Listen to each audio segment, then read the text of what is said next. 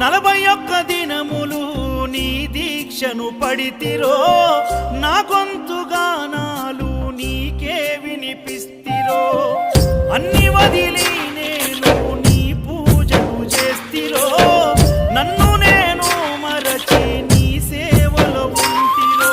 భక్తితోని భజన చేస్తూ బయలుదేరితి, శక్తినిచ్చి నన్ను నడిపించు శబరికి. నేను అలసిపోతిని నిన్ను చూడలేనని, నీ భక్తుడైనా నే బాటసారిని.